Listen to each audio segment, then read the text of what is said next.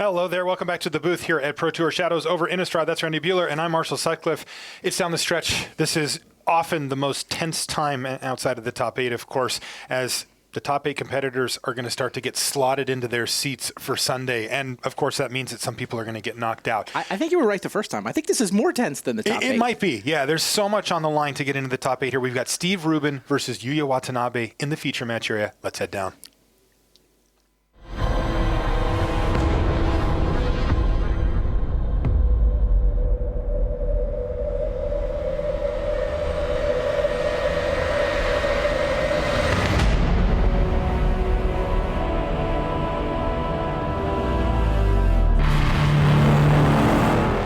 Hello and welcome to coverage of Pro Tour Shadows over Innistrad. I'm Marshall Sutcliffe in the booth with Randy Buehler, and we are underway in round number 15. Of course, this is where things get real tense down in the feature match area because we start to play win-and-ins. We start to play matches that will determine who makes it in to the top 8, and then sometimes who doesn't. Oftentimes they'll get another shot at it. But right now we've got Steve Rubin from the United States, and he is sitting on an 11-3 record, as is his opponent, Yuuya Watanabe, also on 11-3 from Japan.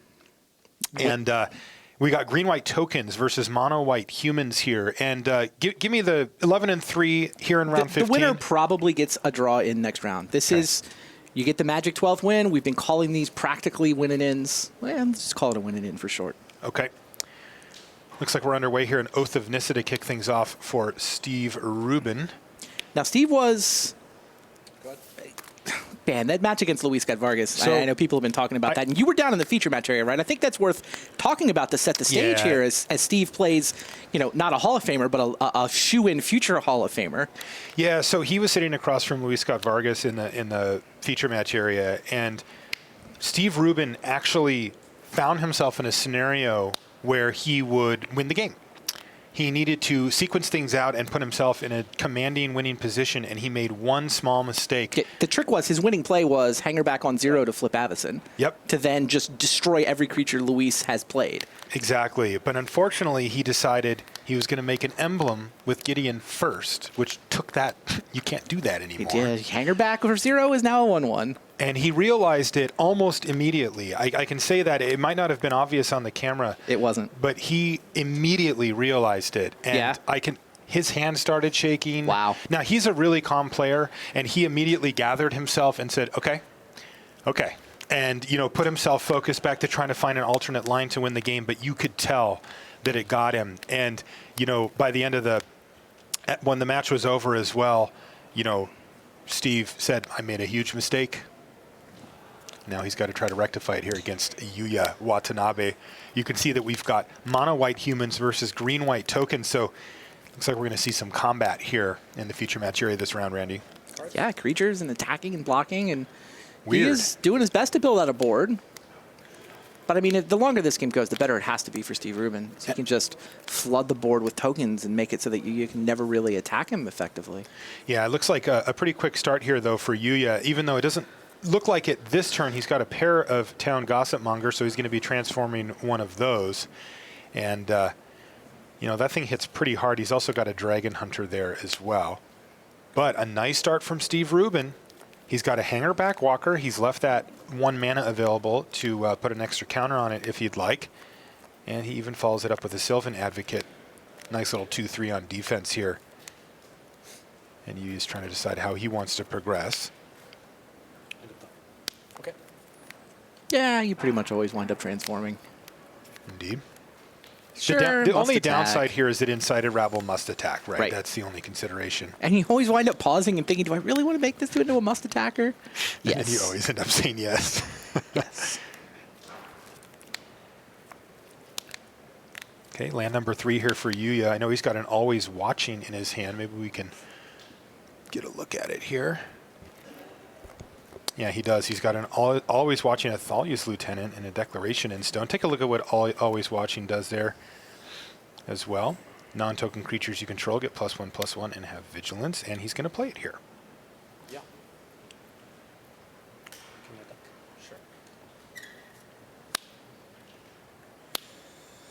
Now, this is kind of a cool trick that this deck has at its disposal. He can attack with the Town Gossip Monger. And since it has Vigilance, it's not going to tap to attack, which leaves him the opportunity to tap it and another creature to turn it into another Insighted Rabble. So a lot of small synergies with this deck that add up to a very powerful, sleek package here that is really going to put a lot of pressure on Rubin. Yeah, Mono White Humans was the second most played deck on day one, and it advanced pretty well. I mean, it put 70% of those players through to day two. So unlike Bant Company, which has gotten pretty much crushed, everyone who showed up for this Pro Tour knew they needed to be Bant Company, and the vast majority of them could. Mono White Humans, though, second most expected deck, didn't see as much of that targeted archetype choice and still making a decent living. Kind of crazy here as well, you know, just from an experience standpoint. Steve Rubin, not bad. This is his 10th Pro Tour play. This is Yuuya's 40th. You know, 4 times as much Pro Tour experience on the side of Yuuya Watanabe here. 17. All right, so after the dust is going to settle here, we do have an additional counter on the Hangerback Walker, and it's still alive. Incited Rabble is going to trade for a Sylvan Advocate. And Steve Rubin's going to take 3 damage. So Yuuya is going to pass the turn back. And while there is pressure, I tend to agree with you, Randy. It does feel like this is this hasn't been the super explosive start from Yuuya, and Steve Rubin is already starting to kind of get his sea legs under him here in this game. And if it goes into the mid to late part of the game, it certainly favors Rubin. Yeah, I mean, Yuuya spent all his mana every turn, right? He went 1 drop, 2 1-drops, and then always watching. Right. But his opponent had also played a 1-drop, played a 2-drop, played another 2-drop. Put a counter on the Hangerback Walker. Like, Steve's playing to the board almost as quickly. It's only taking a little bit of damage. I mean, we'll see. This next turn or two is really, I think, going to decide this game. Yeah, I think we're going to see a Dromica's Command here. Okay, so Hangerback is a 3/3 first. Wow. Dromica's Command looks great. He's going to fight, and I'm assuming have you sacrifice an enchantment, so always watching is going to hit the bin. Super clean 2 for 1. What a nasty swing there for Steve Rubin. I mean, he's left Yuuya Watanabe with just the lone 2/1 Dragon Hunter. Does not look very good, though. I will say, Yuuya's got 4 cards in hand, so we're not done here yet. Yeah, I mean, often you see white weenie decks over the years can sort of survive 1 Wrath of God, right? You dump your hand, they Wrath once, you refill. This was a 2-mana Wrath of God. Super efficient.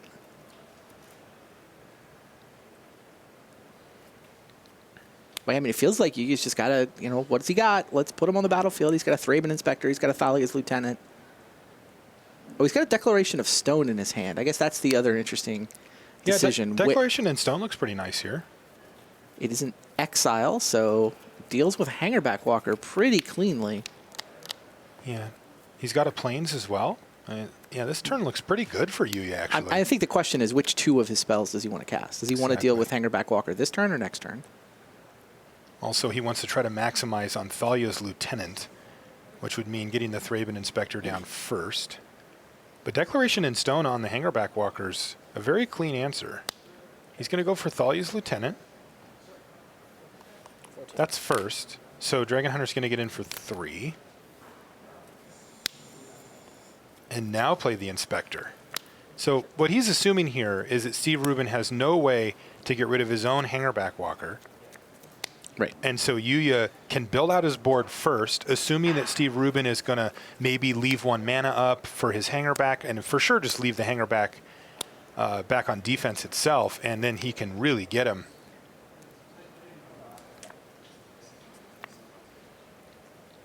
So I got a match update coming in as well. John Finkel's up a game over Luis Salvato, and I mean we're used to John Finkel winning, but he just refuses to stop. He's 13-1 playing this round against Luis Salvato, who's at 11-3, and like I said, he's up a game already. Yeah, John's run out of people with records any better to play, so paired all the way down versus an 11-3. All right, Shota Yasuoka up a game as well over Oliver too, and you'll actually see kind of a a thread through 3 of our 4 feature matches here with largely more inexperienced players playing against deeply experienced players. I mentioned the oh wow, yeah. You know, the number of Pro Tours played, and you know, when you start breaking that down into pro points, Rubin has 110, which is a darn respectable number, but Yuuya's got 473, just as an example. And as we bounce around to the other tables, we'll Finkel versus Salvato, Yasuoka, the another Hall of Famer versus Oliver Tew. It's even more skewed. When we jump over, we'll let you know about those. In the meantime, Steve Rubin really adding to his board here with Rubin Inspector, as well as the Sylvan Advocate there. Now, Declaration in Stone still, though, going to go ahead and hit the Hangerback Walker. Yes, that is the second clue for Rubin. 4 lands on the battlefield means that the Advocate's only a 2/3 right now.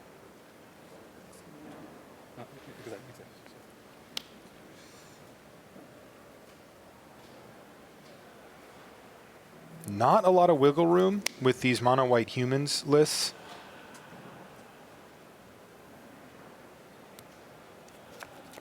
Dragon Hunter is going to attack.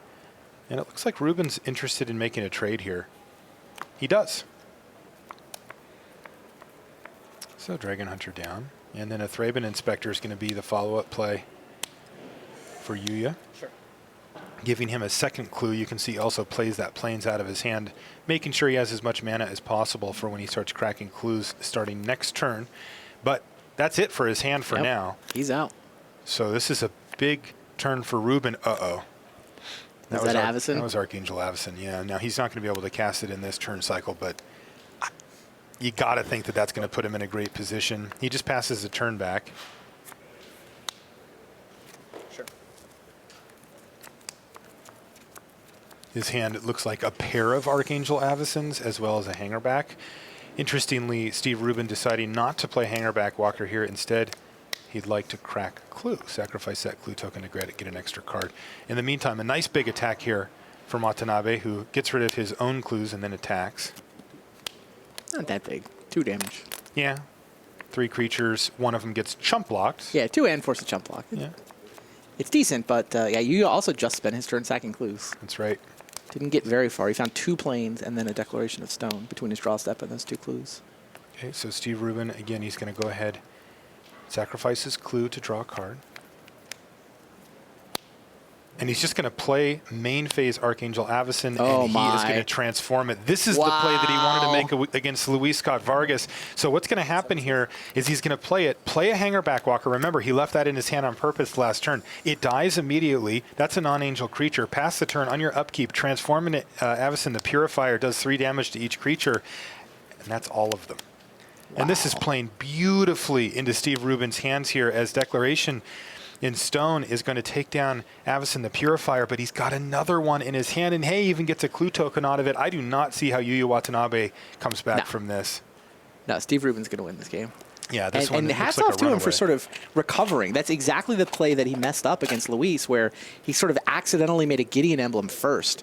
Like his trick didn't work. He wasn't able to sweep the board, and Luis just killed him.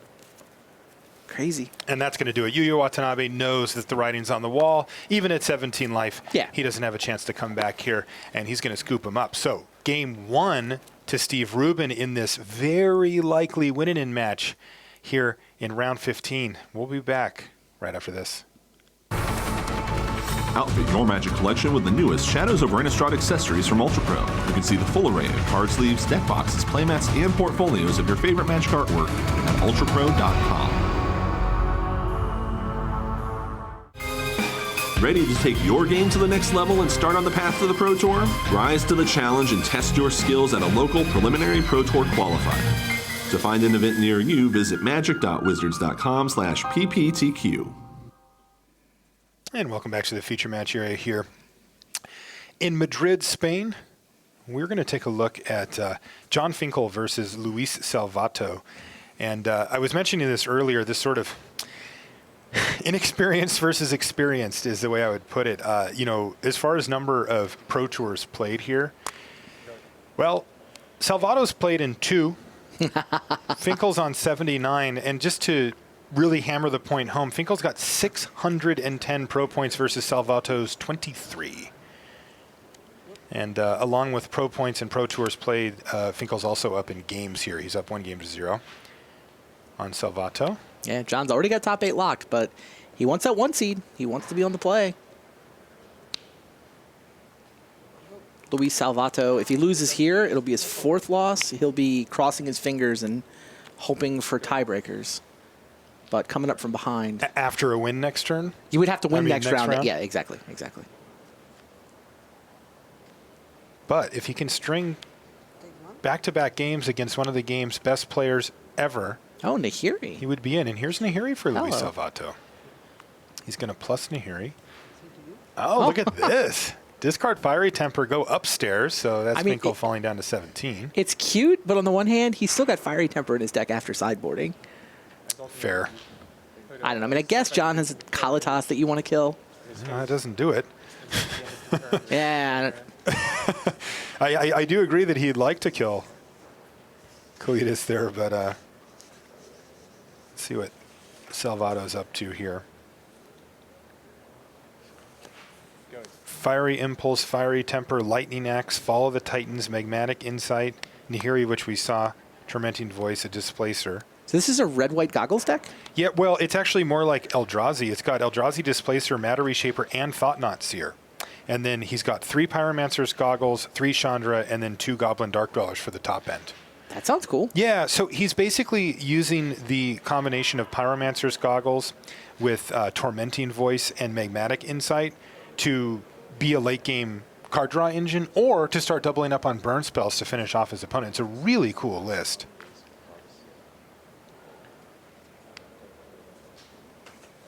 Looks like a Thought-Knot Seer is what Luis is casting here.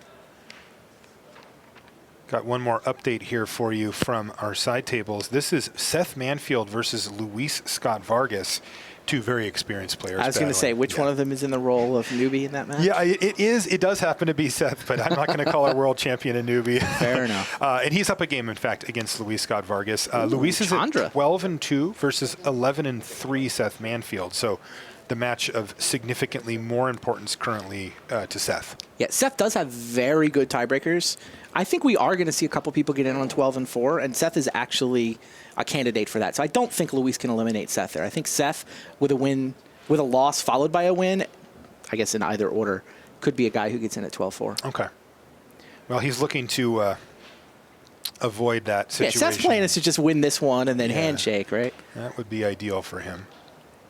It looks like Languish is going to be used by John Finkel just to take down Thought-Knot Seer here and get that card back. But the real issue here, well, I'm not even going to call it an issue. That was the nails in the coffin. So that was 6 damage from Chandra plus a Fiery Temper to finish off Finkel. And Luis Salvato evens things up. So we're at 1 game apiece there. You can take a look at Luis. For those of you that that follow a lot of coverage, he played in the Super Sunday Series and won it. So he's actually managed to play in 2 of those. Wow. Yeah, which is hard to do. You know, you play in a tournament at a Grand Prix on Sunday to get in there. And they're usually pretty big, a couple hundred people. So, but I hesitate to say this is probably the biggest match of his Magic career thus far, as he's effectively playing for top 8 here against John Finkel in the feature match area. So a lot of pressure on him here. Let's take a look at Oliver 2 versus Shota Yasuoka. And continuing the thread here, so these are just, this is probably the most lopsided. Pro points for Oliver 2, he's got 19 of them. He received almost all of them at the last Pro Tour with his top 16 finish. Shota, 435. This is Oliver's 3rd Pro Tour. He's only 18 years old. And, of course, the Hall of Famer Shota Yasuoka, he's got 48 Pro Tours under his belt. And a game up on Oliver here. Oliver's playing Grixis. 2-for-1s, grindy, control. Grixis value. Grixis value. Maybe Grixis was that the word I was looking for? I think it was. I usually have a much easier time finding that. All right. Oliver's going to fire off a Duress here. Pretty good against Shota, who's playing Esper Dragons. Shota just refuses to play anything else, and I kind of agree with him. Why would he? I feel like if I was Shota Yasuoka, I would also play Esper Dragons because he just seems to crush with it at all times. Advance straight to the round 15 feature match. I mean, this isn't one of the decks that... It got crushed. It did, right? It went like 3 for 8 advancing people to day 2. Gosh. 62% of the field makes day 2, and Esper Dragons was advanced at 37.5%. Oh, no. Wow. Yeah, no, it got crushed. Wow. Yeah, and I know that this isn't currently part of many of the gauntlets that the teams were testing against, And people knew it was around, but I mean, Yeah. most people came to the same conclusion East-West Bowl did, that, okay, the better Esper deck is the Super Friends version. A bunch of the Planeswalker one? Planeswalkers and, basically creatureless control. Yeah, somehow Shota Yasuoka is making this deck work without dig through time. And Right. that is a very tall order. And 'cause versus Declaration in Stone, which Yeah. kills all your dragons. Crazy. Well, it did get some new toys, though, and one of them you can see on the battlefield here is Sorin. You know what? I think we should jump back up to Rubin versus Watanabe, because agree. if Yuuya, who's on the play here, has a super quick draw, this one could be over very quickly in Yuya's favor, and I don't want to miss a single turn of it. So let's jump to our main table here, where you can see we are just underway. Kythian there from Yuuya. Steve Rubin has a 1-drop of his own, though it's not quite as impressive. It does block quite nicely here, though. Thraben Inspector. It's pretty good. Yeah. Came with a clue. Steve's not trying to beat down quite as much as Yuuya, so just getting that 1-2 blocker and then the clue for later. It does look really good here. And now a Hangerback Walker as well. Uh-oh, this is not a good start from Yuya's perspective. He's missed his land drop, and he's going to miss it again here as well. Now, his deck has such a low curve that it often can function off of 1 land for a while, but I think his time is up. Yes, and he's passing the turn. This is a tough one for Watanabe. I have to ask now, not to put the nails in the coffin too soon, but if Steve Rubin were able to win this and Yuuya takes his 4th loss, you think he'd be in that scrum? In that possible at X4 if you were to win the last round? Yeah, I mean, he's got to cross his fingers. I haven't seen Yuuya's tiebreakers. He's been coming up from behind. Like his 3 losses were relatively early. I mean, I would guess his tiebreakers aren't great, but I'm speculating. All right, well. Looks like he's currently 4th amongst the guys with 33 points. So maybe. He's, in fact, has better tiebreakers than Steve Rubin or Oliver Tew. All right, well, here's a nice little play from Yuuya. He does find a 1-mana spell. It's a Griff's Boon. He puts it on Kythian and attacks the newly found Nissa here from Steve Rubin, who has already made 1 plant token, but this is going to take away the ability for Steve to minus Nissa, put a ton of counters. Oh, no. Here's a Stasis Snare. Jeez. Plus, and this is going to be over very quickly. Wow. Yeah, this is why we wanted to jump back, and that's handshake. it. Steve Rubin. Wow. Wins against Yuuya Watanabe, improves to 12-3, and is going to be handshake hunting next round. That's exactly the right word for it. To Eloquently get in put. there. Wow. Handshake hunting. So a fantastic job by Steve Rubin. Yeah, congrats to him. He brought himself back together, right? He did. He stabilized from the basically punted the. He had a loss to give, but he punted it. He gave it away unceremoniously to Luis Scott Vargas. But yeah, this is a guy who only in his 10th PT had a great season last year. He got to platinum, but he's never been on the Sunday stage at a Pro Tour. This is his first Pro Tour top 8. Okay. Great stuff. It can be so difficult to pull yourself together after a mistake. Completely agree. Yeah. Okay, so we're jumping back over here, as you can see, on John Finkel and Luis Salvato. This is game 3 between these two players. John Finkel alone ahead of the pack of the tournament at 13-1, where Salvato is sitting at 11-3 and really wants to pick up this victory to put himself into the top 8, most likely. Luis comes from Argentina.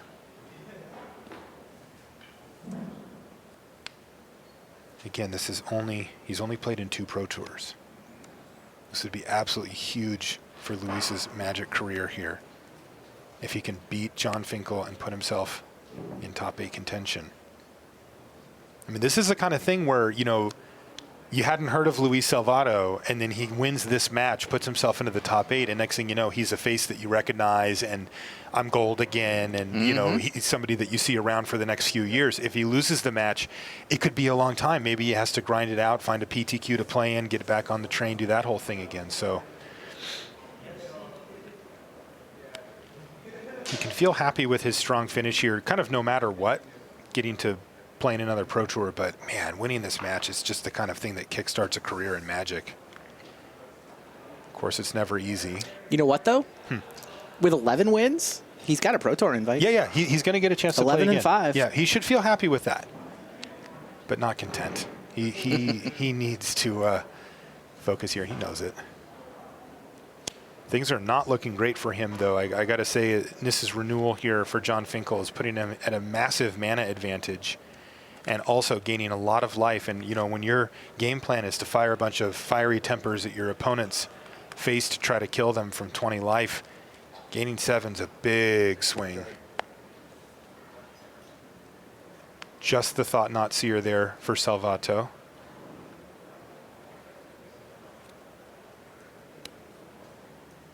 Nice hand, though, for Luis. Yeah, grip full of cards. Yeah. Okay, he's going to use Tormenting Voice plus Fiery Temper. That's a spell I would play, I'll tell you what. Draw 2 cards, do 3 damage to you. I'm into that. And he is finding more mana here. This is really the key. And in fact, he's going to do another Tormenting Voice. And he finds land number 6. So this might be a ray of hope for him. Remember, he has Chandra Flamecaller in hand here. And currently, Jon Finkel has no board state to speak of. What are you talking about? He's got all those lands. That's all his deck does. Yeah. I'm not necessarily thinking it's going to stay that way throughout the course of this turn, but look at his hand. It's not a great hand. That is awkward. Yeah, he sideboards in Naturalized to blow up Pyromancer's Goggles because he can't really let those Goggles get out of control. Then an opponent with Goggles can outvalue him. Can kind of beat Seasons Past. Yeah, at least keep pace with it. But Nissa Vastwood Seer. He's got a Dark Petition in his hand, doesn't he? Oh, that's new.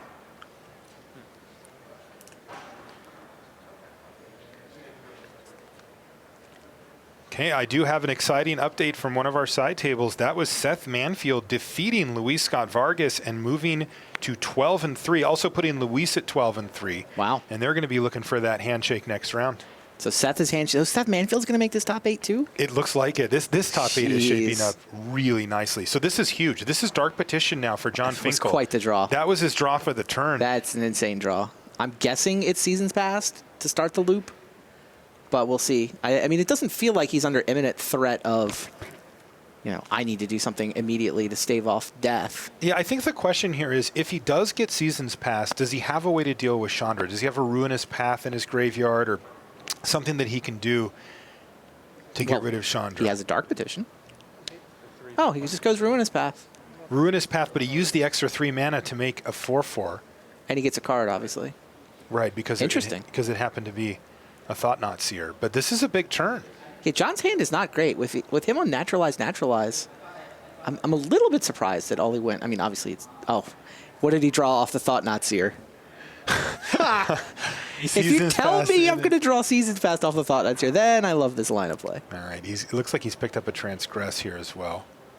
Oh, so then he must have already had the Seasons Past? Don't know. I've lost track of the hand viewer. He must have already had the Seasons Past if he's now got a Transgress as well. That all makes sense. Man, this is a huge turn, or a huge hand here for Salvato. Look at that hand. He's one Pyromancer's Goggles away from Fall of the Titans nonsense, but even as it sits, Chandra Flamecaller does a lot of work. Salvato's pretty deep in the tank. This is a critical turn for him. He really needs to make some big things happen this turn. Yeah, I mean, Dark Dwellers is a pretty good card as well. If Jon doesn't have Seasons Past to just thoroughly overwhelm the card advantage from Goblin Dark Dwellers. That's where he goes, though, which seems totally reasonable to me. If Jon has a 4/4 land. He's going to sort of force Jon to deal with both the Dark Dwellers. Forces Jon to deal with the Dark Dwellers, plus he got to draw 2 cards for the spell that he flashed back. Yeah, I got to say, though, Jon's going to be pretty happy to get a no Chandra turn here. Agreed. Yeah, Jon with Seasons Past, Seasons Past is the trump in this matchup. Absolutely. That is just the trump card. Luis scooped game 1 as soon as Jon played it to give himself time to win game 2 and 3. And now here in game 3, Jon's got it again. Wow. And this is big. So here's Transgress the Mind. And yeah, you know, we always talk about this, right? I mean, it's almost to the point of cliche about talking about hand disruption spells like this because you get this extra benefit of seeing your opponent's hand, right? But let John see your hand, and now he gets to craft the plan. It just feels like lopsided, right? There is no one who uses the information from these peak effects better than John Finkel. Period. He's going to take away his thought not seer. Not the Chandra. That's interesting. Were you expecting Chandra? Yeah, I think that's the biggest threat, but I think he's going to get back Ruinous Path here as part of his season's Or does he have a Past. duress? If he can Season's Past, and if duress is the one, then this all makes perfect sense. That makes good sense, too. So there's the Ruinous Path. He's going to get another Season's Past. Another Season's Past. There's a Grasp, a Dark Petition, a land. So he doesn't have that, but he is going to lean then on that Ruinous Path that he got back. Just 5 cards. No big deal. Just these 5. It is silly when you sit back and look at it. The deck is capable of extreme grinding.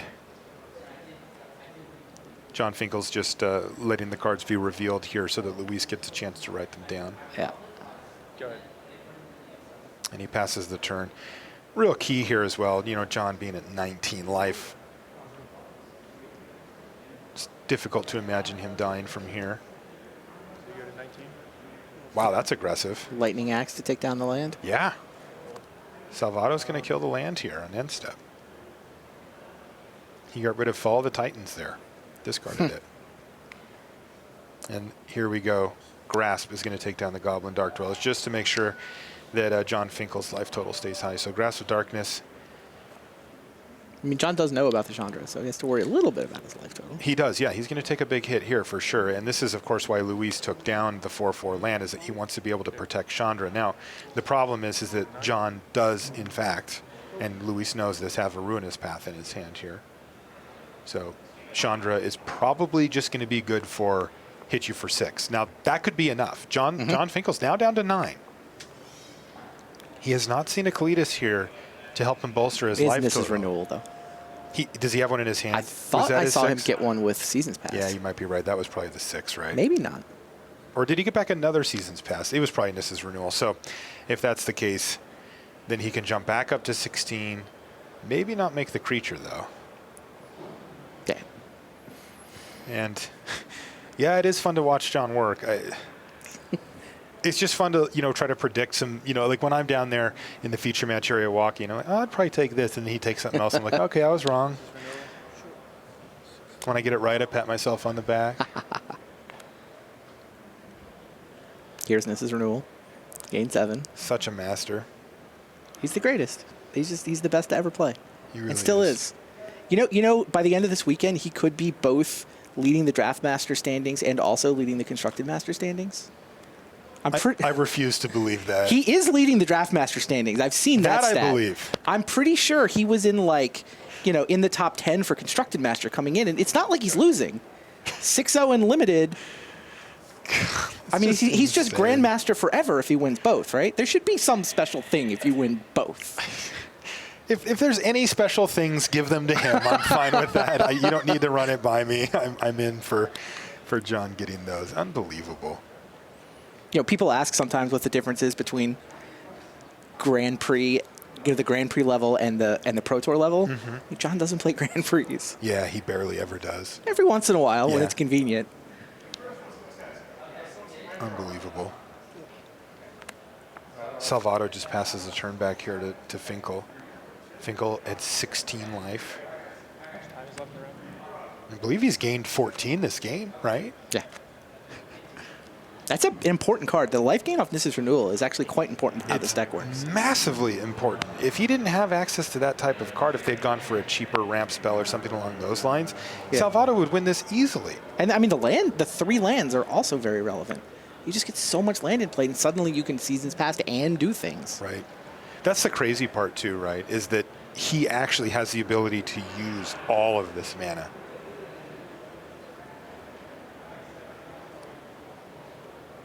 Reed Duke and William Jensen are to thank for this deck, by the way. See John giving them credit as the deck designers on his deck list. I got to say, it does feel that way. It looks like a Reed deck. It really does. It looks so much like a Reed deck.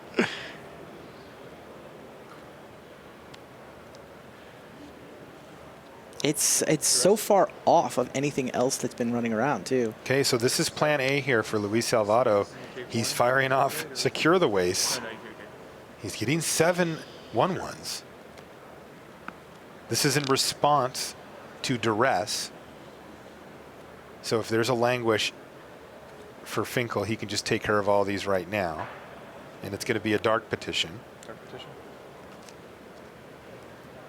We've seen John sequence this out many times where he's basically forced his opponent's hand so that he can use sorcery speed answers to deal with whatever threat his opponent And he's done it in both directions, like kill the Den Protector, follow up with a Duress for the thing you got back, or in this case, Duress and follow up with the Sweeper for all the tokens. Exactly. And, I mean, Luis knows. I feel bad for the guy. His deck looks super sweet. I hope this is in the Pro Tour Gauntlet. I want to play with this deck. Yeah, I do too. I just don't want to play against the seasons past with it.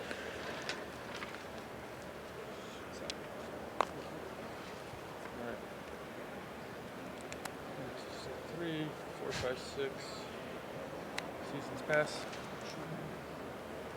He's going to play Seasons Past. 0, 6, 2, 1, 5, 0, 6, 2, 3. 150623 is the code. So no 4. There's no Languish. The Languish got exiled.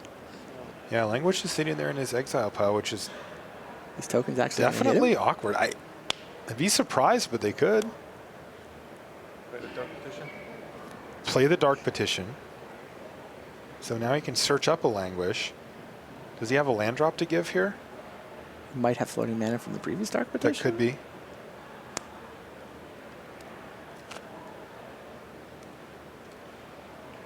Where are all of his win conditions? What win conditions?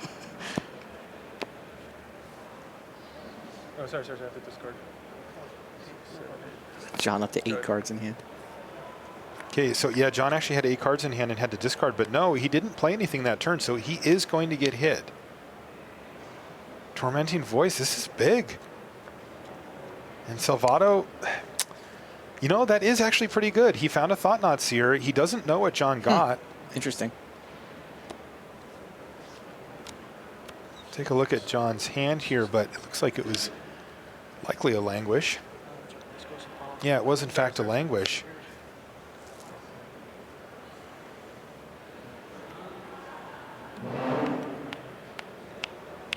He saves it for last, but Salvato can take the Languish. Is this... How many does John play? This is getting interesting. Yeah, that's the question. I'm going to look that up. 2 exiled by Thought-Knot Seers. He's obviously got a Dark Petition still in his hand. Or does he? There's not one on our hand viewer, but I thought he did. His hand's on the table there if you can... Let's see here. Languish. 4. Yeah. Main. I'm assuming that he would have left those in here, so... Unless he's trimmed on Languish, you will have access. There's a Cletus off the top. John Finkel took a pretty big hit, though. I think he's at 9 life here rather than 16. Salvato has a ray of hope here. Only 1 card left in hand, though, for Luis Salvato. And it's just a mountain. Here's Read the Bones. Wow. Strike 2.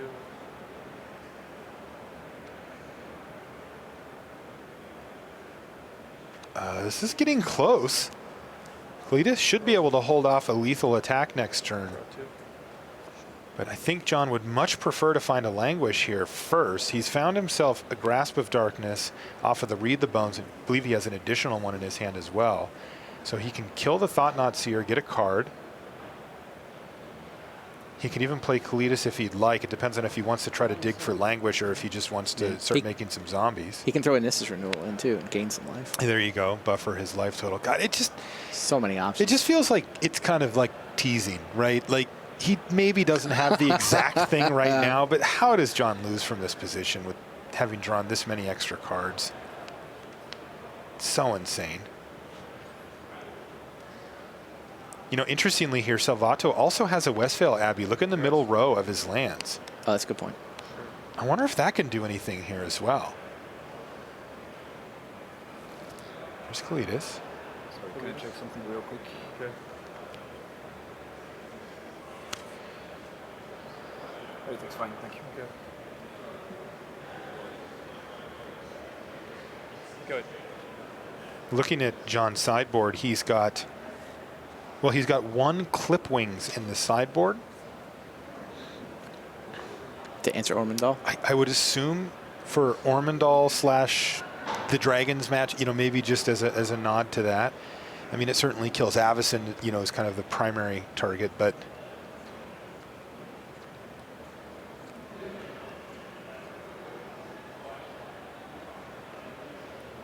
okay, let's see what happens here. Drown Yard Temple was the draw for Luis Salvato. Not very exciting.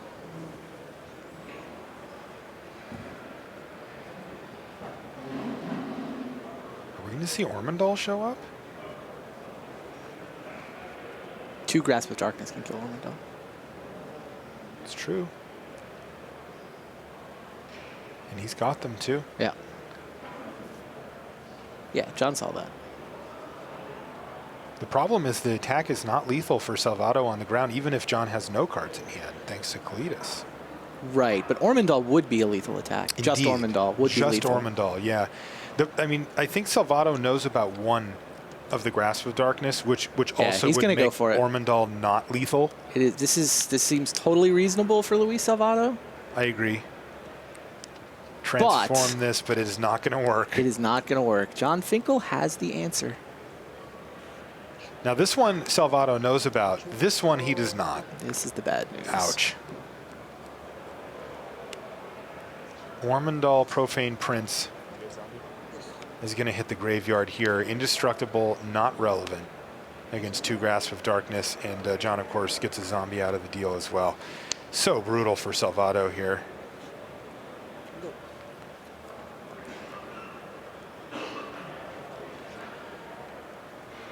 Kind of like a language, right? A bunch of 1/1s die.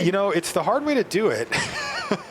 I mean, there's still 2 soldiers, I suppose. But yeah, he got Salvato to sacrifice most of his board. Duress. And then he killed it. And here's a Duress going to reveal 2 lands from Salvato, and John Finkel knows that the way is clear now.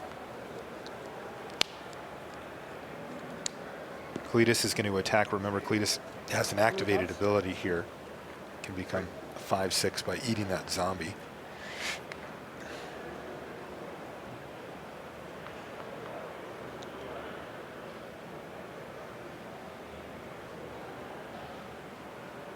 John's hand's not great here. It's just It is not. Nissa's Renewal Naturalize. And Evolving Wilds. Sure. 1, 2, 3.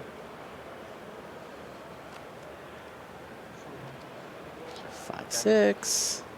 Yeah, I get another zombie back. Kills the Thought Knotseer and gets a card. 14. Yeah. John totally content with that. The more cards he can draw, the more likely he is to find Seasons Past, Dark Petition into Seasons Past, whatever. You start to write down life difference, I think, from the plan never. But the read bones. That was. Double You're right. checking You're the right. You're right. leftovers. You're right. You're right. My bad. Yeah, so John went from 9 down No problem. Sure, I draw. One card. Yeah, for the. to 7, and then, yes, just gained 5. So 12 looks right to me.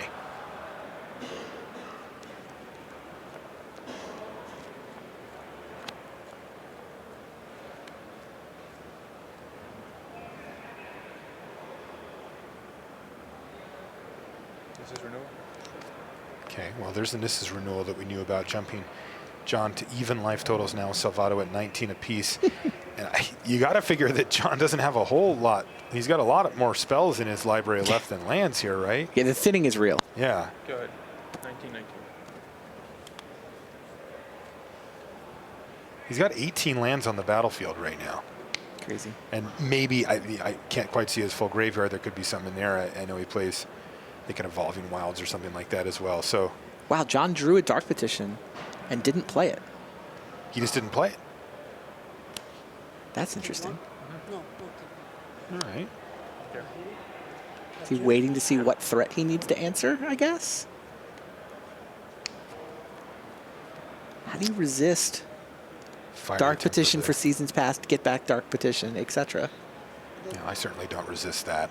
No, he wanted to fire the Nissus Rune off. You know what? That's his 6 that he always gets back. So he kind of wanted to play it first so that he can get it back, so that he can gain the life and the cards again. Sure, makes sense. Yeah. And you know, the truth of it is that the red-white Eldrazi deck doesn't have too many ways to interact, you know, with that. I mean, he could have drawn a Thought-Knot Seer. Thought-Knot Seer is the one risk. He risked Thought-Knot Seer for real. And yeah, Luis has seen enough.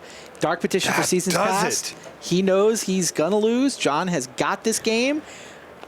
I think John has clinched the 1 seed at this point. Probably, I mean, he's now 14-1. 14-1. We already had the exciting, he made the top 8 thing a few rounds ago. Now he's just in lawnmower mode. Well, he's king of the hill. Yeah, he's comfortable. King of the hill, running over everybody. And that, in fact, is our last match from the feature match area here for round 15. Wow, this is an incredible top 8 that we're shaping up here as well, Randy. Yes. It's not set in stone. Right. We're still figuring out a few of the things. There's going to be some tie-break situations. Depends on who gets matched up in this next round.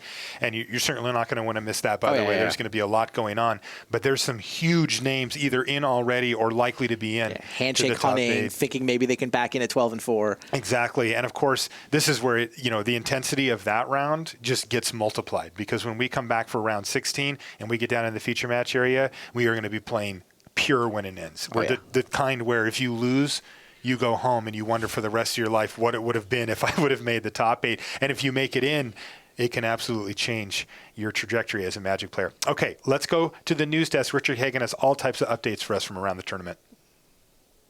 Marshall, Randy, great job. There's the floor. There's Brian David Marshall. Match is still happening. Matches that matter for the top 8. BDM, where are you? Who you got? Okay, I am watching Michael Bondi versus Brett Sinclair. Michael Bondi has a steep hill to climb here.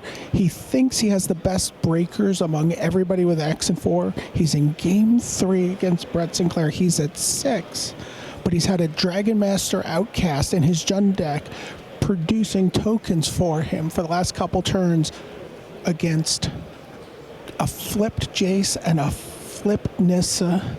A Tireless Tracker's just entered the board. Yeah, Brian, this is looking utterly ferocious. There are far too many dice on that side of the table from the point of view of Michael Bonder of Denmark. Yeah, and his opponent is still at 20. Brett Sinclair still at 20. So see Chandra Flamecaller and Bonder's hand there on screen as he reaches out and says... Yeah, that's a Grasp of Darkness he reached out with. Sinclair made the top 8 of Grand Prix Oakland. He's played only 2 Grand Prix lifetime. This is his first Pro Tour. If he wins this one, he could still be playing for at least what, as you refer to it, BDM, a virtual top 8 mountain to climb, though, in terms of tie breaks. We'll see what happens. Okay, Bondi's just flipped up Den Protector to get back Grasp of Darkness. Another dragon enters the battlefield. Yeah, Dragon Master Outcast we see there on the left of screen, down at the bottom there. Here comes Chandra.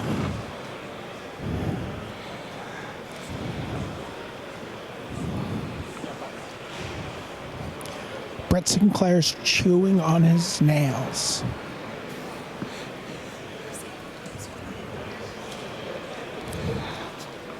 We're watching Michael Bonda. He's the active player. He's just played Chandra. He was waiting to see if it resolved. There was untapped island on the other side. So instantly Chandra goes up a notch. Anyway. And Dice Lid and Foam come to the party. There you see them. So that's Brett Sinclair on the left of your screen. Bonda is on the right. You can see Huang Hao Shan, Su Qing Kuo in the MTG Mint cards on the right. You've got Yuuya Watanabe right there. On the left, Pascal Maynard was right there, and Camille Cornelison. And now here we are once again back at the table. Either of these players, one of them gets to 11-4. There will be so many players on 11-4. BDM, just to fill you in, Luis Scott Vargas, God, I hate being right occasionally. There it is, the match. That is Bonda wins. Bonda ecstatic. Wenzel Krautmann comes in. Rubin of Slovenia. Bonda is thrilled. This is by far his best Pro Tour appearance. Eduardo Sajkalik in the background looking on. You see Fabrizio and Terry there, and even Flock. Oh, and Bonda is so thrilled with that, BDM. Yeah, absolutely. He had to put on his shoes. He had taken them off for this serious Game 3. You see Martin Yuuya. By the way, we still have another 11-4 match going on right nearby. So is this Katsuhiro Mori against Dan Lanthier? Against Dan Lanthier in a messy, complicated board that I'm going to leave it up to you to parse here, Rich, when we get a good shot of it. Good. Thank you for that. We're bringing our cameraman over right now. Right, and there you can see Suchin Kuo and Yuuya Watanabe. There's Dan Lanthier from Canada, two-time Grand Prix champion on the left of your screen against the 2005 Magic the Gathering World Champion from Yokohama in Japan. That's where he won, defeating Frank Karsten. This is Katsuhiro Mori, and my goodness me, look at that board state. There we are. We've got an overhead in. This is great job by a tech team. Hope you're enjoying this at home. This is live right this moment, and this potentially has ramifications for the top 8 of Pro Tour Shadows over Innistrad. If you're Luis Scott Vargas, you are sweating. You were 12-1, 12-2, 12-3, just lost to Seth Manfield. Manfield joins the 36-point brigade. Manfield has epically good tie breaks, which will not have been harmed by just defeating Luis Scott Vargas. By our reckoning, if anyone gets in on 36, as seems quite likely, Manfield could well be the first of those, which means Luis Scott Vargas, he still needs that point. He's needed it for 2 rounds now, still needs a point. But here's Lanthier on the right. You see Declaration in stone there, already an Avacyn in his graveyard, got Reflector Mage, got Elvish Sky Spawner down. You see another Reflector Mage on his side of the table, and then it's Planeswalkers aplenty on the Japanese side of the board. 11 years. Go ahead, BDM. Hand for Katsuhiro Mori. Right. There is Lanthier. 3 cards in hand for Lanthier. There's a huge crowd around them, so the players are literally playing their cards very close to the chest. There is the handshake, so let's see, where does that result slip go in? It's reached for by Katsuhiro Mori first. BDM, who wins? I'm coming around. I'm guessing that looks like Katsuhiro Mori wins 2-1. He goes into the scrum of players at 11-4. Fantastic stuff, BDM. Mori goes up to 11-4. Lanthier, he is done. He will not be in the top 8. Mori most likely will not be. His tiebreaks are not outstanding, and there are lots of players on 11-4. But why don't we bring it back here to the news desk? Thanks very much to Brian David Marshall. Great stuff. Hope you enjoyed that live action from the floor. We get into every corner we can here at the Pro Tour. So let's set things up for you. Great news, by the way. We have one last deck tech still to come in just a moment. They'll be with you. But let's bring you up with the scores, because we now have the results of our first 14 tables. And by my reckoning, there are only 2 other tables that could possibly impact the results. So here we go. John Finkel up against Luis Salvato. We saw John Finkel win. He is up to a startling 42 points, and Luis Salvato is on 33. That's the first of the 11-4s. There are going to be lots of them. Finkel in the top 8, of course. He's been there since Tuesday. Now, Brad Nelson, he's in for sure. He's on 39 points. He defeated Chai Yen Song. 33 points for the Malaysian, playing fantastic Magic. He will be in that 11-4 scrum. Nelson in. We've just talked about Luis Scott Vargas losing to Seth Manfield. That means Seth Manfield has a great chance. If either of them can ID, if they get paired against another 36, they handshake, they go to 37, that will do it, and that will take away a place from a potential 33 points going up to 36 in the next round. So they are just praying for good pairings in the next round, both on 36 points right now. Steve Rubin is up to 36 points. That's because he defeated Yuuya Watanabe Watanabe in feature match action. Watanabe joins the 11-4 scrum. Rubin looking for the handshake next round on 36. Now, Oliver 2, he's on 33 in the scrum. Shota Yasuoka on 34. He will play no matter what, and we've been saying it ever since the last round last night. If Yasuoka got to precisely this position of 11-3-1, he may well play someone on 36. He will have to play, and someone on 36 could be defeated by Yasuoka and miss out on the top 8. Could we see an LSV versus Yasuoka, an all Hall of Fame clash to see who makes the top 8? On we go. Andre Strasky defeats Jeremy Dezani. Dezani was the man who caused that draw with Shota Yasuoka late last night. Dezani is now done because he's on 31 points, can only get to 34. And that means that his opponent in the last round, Andre Strasky, on 34, very much alive, will play, knows with a win, he is in on 37. So again, all those 36 pointers, Manfield and Scott Vargas and Rubin, will not want to face Strasky because there will be no handshakes there for sure. Now, David Mines of Australia, great story this. He's been bubbling up the standings and he brings himself into the 11-4 tiebreak scrum, courtesy of a victory over Lai Pak Yin of Hong Kong. So Lai Pak Yin done on 30 points. Mike Rohn is up to 33, the Grand Prix Pro Tour Geneva champion from 2007. He is still technically in the mix for one of those 12-4 slots if it goes that way. He defeated Emmanuel Gershenson. The Austrian is done from Team Eureka.